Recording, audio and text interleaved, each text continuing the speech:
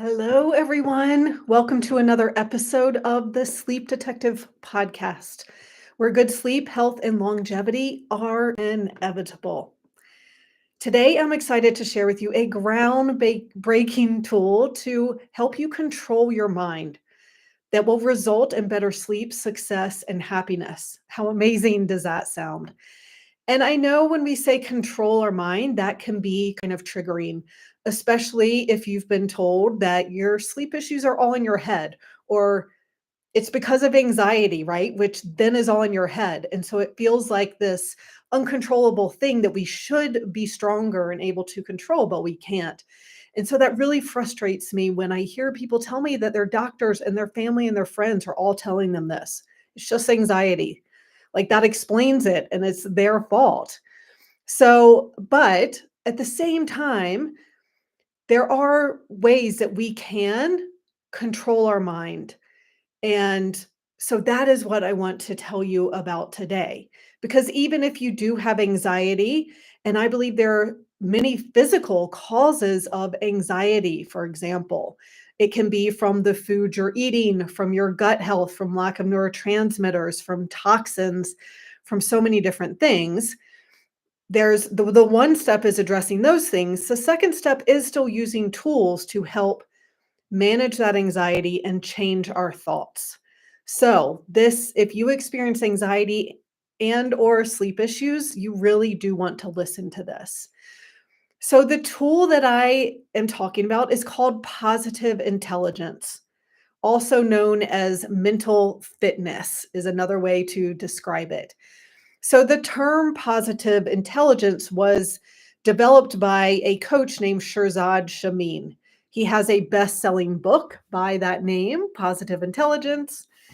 He has trained faculty at Stanford and Yale business schools in this. He's coached hundreds of CEOs and their teams. And he is CEO of the largest coach training organization in the world, which is this positive intelligence coaching program. So I got into this last summer, and I will say it's similar to other tools out there. So it's very similar to life coaching, which I discovered working with a business coach a few years ago. And so, life coaching is a lot about how your thoughts determine how you feel, and then what you do, and then what your result is going to be. So this is kind of similar in that it's looking at our thoughts and how some are negative and some are positive, and figuring out how to increase those positive thoughts and diminish the negative thoughts. And so the premise of positive intelligence means that it's a percentage of time that your mind is your friend versus your enemy. So is your mind helping you feel better, or is it sabotaging you and actually making you feel worse? And so the more that your mind is your friend, the higher your positive intelligence is. So that's what we're going for, right? We want our mind to be helping us, not to be hurting us. So what's really interesting is that a lot of this is backed by research on this method. So it shows that people with higher positive intelligence, they have a higher salary and greater success in work. Also, greater marriages, relationships, health, and creativity. Like, for instance, they found that salespeople with a higher positive intelligence sell 37% more than people with lower positive intelligence. People take fewer sick days and have less burnout the higher their positive intelligence is. Doctors have actually been shown to make accurate diagnoses 19% faster. Managers' teams perform 31% better. Now, this also really has a huge effect on our health, which is so related to sleep. And what I do in helping restore your health to sleep, it's shown that people with higher positive intelligence have a better immune system. They have lower levels of stress hormones. We know that those affect sleep. They even have lower blood pressure and less pain, and they get sick less often. They're also shown to have better sleep and even smaller chances of chronic diseases like heart disease and diabetes and stroke. So, really, this helps improve our success in life, our health, and therefore our sleep and our happiness. It's really all encompassing because a lot of times people are pursuing success, and in doing so, they aren't very happy because they have these things sabotaging themselves. So, this really can be helpful in any area of life. It's helpful for stress management, it's helpful for our relationships, for parenting, and definitely for work. So, I have found that this has helped me in every part of my life.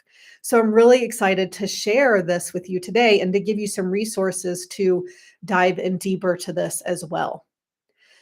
So, one of the premises of positive intelligence is that we have the sage mind and we have the saboteur mind, and that these are actually stimulating different parts of the brain.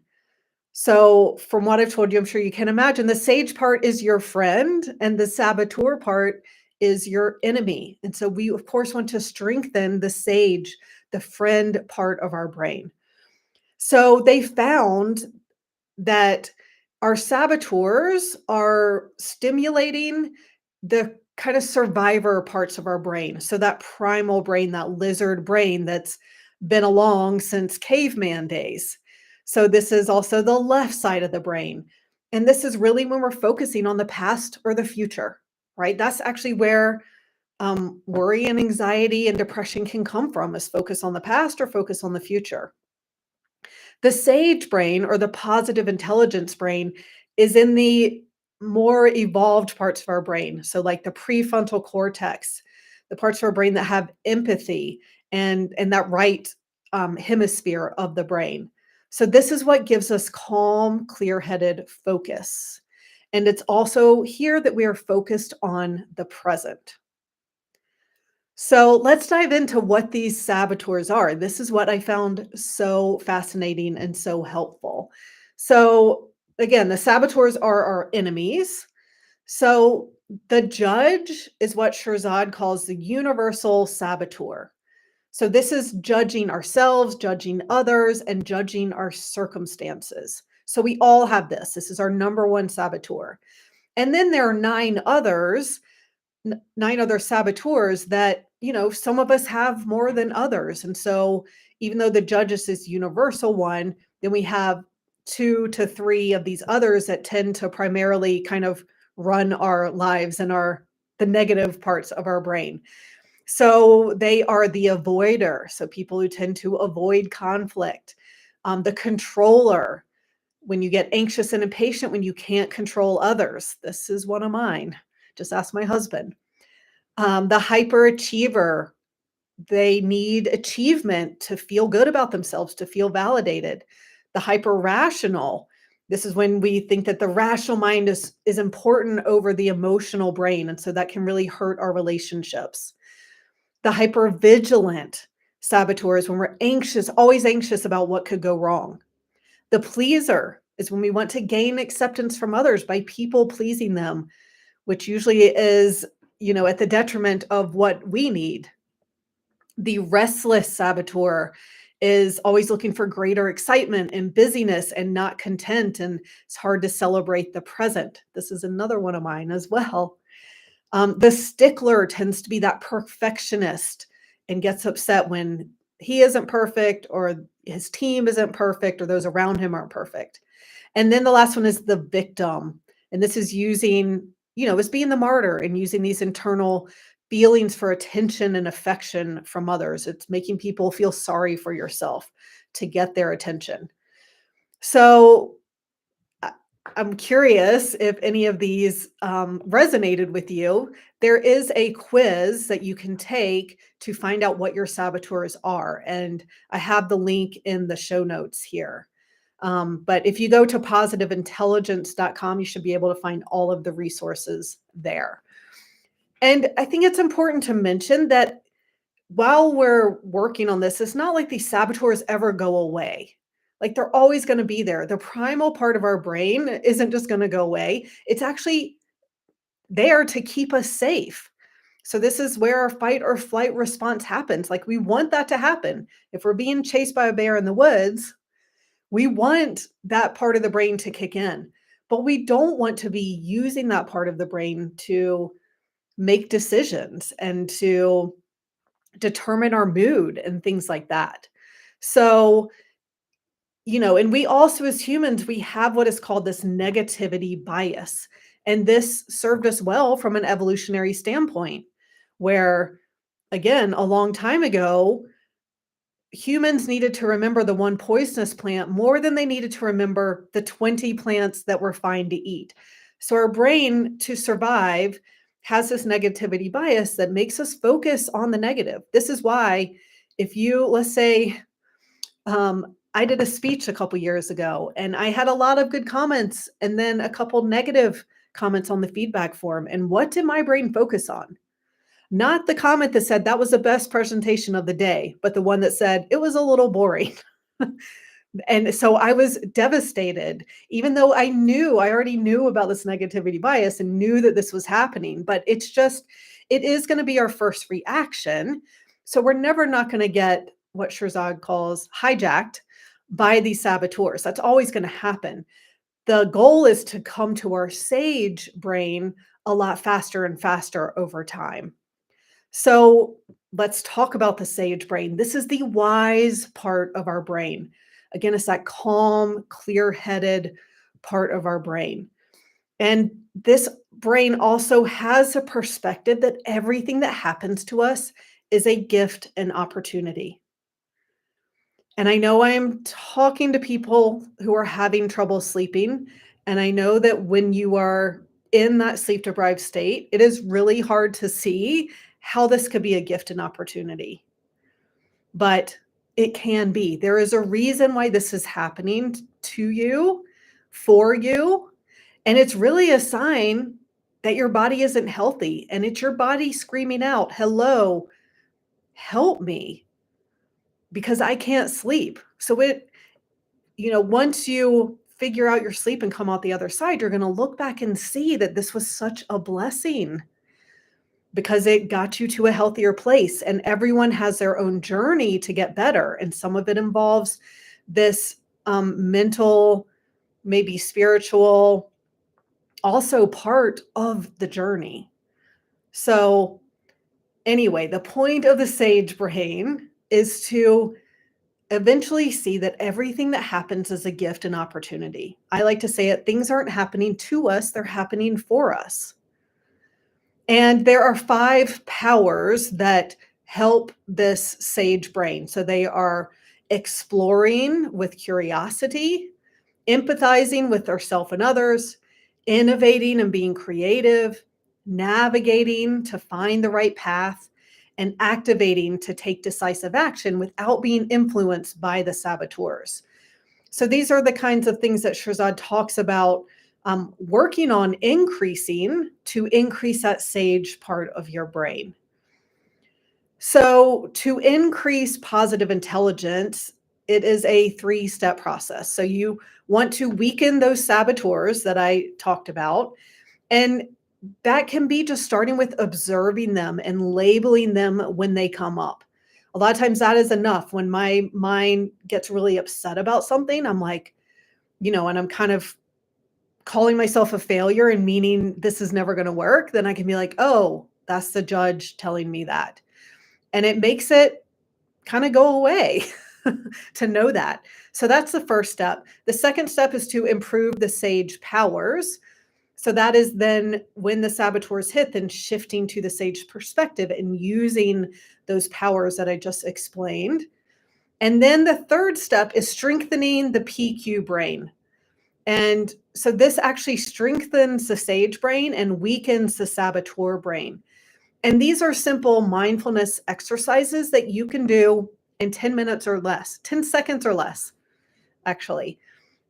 So I remember when I was reading about this, I'm like, oh, this is just like meditation. This is just mindfulness, right? Like Shirzad talks about just rubbing your fingers together, closing your eyes and feeling all the ridges on your fingers, or closing your eyes and listening to sounds far away and then close to you. Or, what we do in meditation a lot of times is focusing on your breathing and focusing on the cool air coming in and the warm air coming out of your nostrils. So that sounds like meditation, right? His point is that when we think of meditation, we think that we have to sit down and close our eyes and be in this quiet place and not be around others. And that can be hard to do, especially if you are, you know, getting hijacked by your saboteurs. So these simple things you can do anywhere. You don't want to close your eyes, but you can do anything that helps you focus on the present moment just for 10 seconds. And that is going to help strengthen that PQ brain, the positive intelligence brain, and help us get calm and focus on the present. So my experience with this, I read this book last June when I was on the beach in North Carolina, and it is such a good book. I highly recommend it. I was like so looking forward to going out and lying in the sand on the beach for 30 minutes and reading more of this book. And what happened is I didn't work much that June because I was gone for 10 days at the beach, but I signed more clients than ever before in July. So I could see from reading this book and working on these things how my doubts were holding me back and they were influencing my actions. Like I always or more like the energy of where my actions were coming from. Like I'm always doing this podcast. I'm always writing a blog. I'm always posting on social media. I'm sending emails, right? Like I'm doing a lot of things to reach a lot of people. But when those actions are being done with doubts and with my saboteurs, it's going to come across way differently to you and to others than when I am in that sage brain. And and so this made such a difference. And so I've realized like my purpose in this life is to help people be healthy and and my focus is on helping people with sleep issues be healthy. I can best help others when I'm in my sage brain. And that makes sense, right? When I'm calm, when I'm clear-headed, when I'm coming from service, when I'm letting doubts kick in of, oh, do people want this? And oh, what about this difficult client? And oh, all the doubts that can come in. Am I going to make enough to pay the bills this month? Things like that. That's not going to help me help more people. I'm going to help more people when I am in the right mindset, which is in that positive intelligence brain. I've also really found this is helping me with my relationships, especially my marriage. There was a certain conflict that kept coming up with my husband, and I was able to see how when we were disagreeing, I was upset, say, if he would cancel plans last minute with me, and I would get upset that, because I felt like we were losing our connection, and so I would get mad at him and kind of lash out, and what I realized through this, through positive intelligence, is that while I wanted connection, I was breaking connection. I was making our connection even farther away, and so by seeing where he was coming from and then telling him in a calm way what I need and how I was taking it, we have not had that conflict since. It has not been an issue. So, a lot of things we have to work on, and it's not just a one and done thing, but this has made such a difference in my life. And it's really also about if you're on the path to becoming a better person, to becoming self actualized, this is a tool that can definitely help. And again, I think it's similar to life coaching. There are lots of different tools out there for mental fitness. I think it's a matter of what resonates with you. And for whatever reason, this really resonated with me. So I'm hoping that it does with many of you as well. Now, how this can help with sleep is something you can do is do these PQ reps before bed. So those are the things I described before, those little mindfulness things. And, a lot of times this is already recommended, right? Like different breathing exercises before bed. Um, but if you don't like the breathing stuff, then you can do other things that he recommends. And again, this helps us be in the present moment. It helps us stop worrying about the past and the future, and it helps lower our stress hormones. So then we are going to be able to sleep better. And you can also start practicing this self command or this controlling your mind that when it's time to go to bed, you tell your brain, okay, my only job is to rest. You don't have permission to do anything else. You don't have permission to think about work. You don't have permission to think about the fight I just got in with my husband. You don't have permission to think about the worries about your child. So whenever those things come up, it's a matter of training your brain and saying, nope, This is not the time that I think about those things. I know this is easier said than done. This does take practice. This isn't something that happens overnight, but this is also something that we can help you with. So, in my complete sleep solution program, I do lab testing to find what's going on in the body that is affecting your sleep. And that is so important. But if your mind is also sabotaging your sleep, then you're only going to get so far with dealing with the physical stuff. So that's why I very much believe in a body and mind approach. And that's what we do in the Complete Sleep Solution program, where we work with you for 6 months. We're working on the physical things and we're also working on the mental things because helping you deal with stress is so important to sleeping better because mental stress also affects our body over time. So our body and mind are so connected in every way. So if that's something you're interested in, you can go to my website, thesleepdetective.com, to find out more or book a consultation at the link in the show notes. All right, everyone. Thanks for listening, and I will talk to you next week.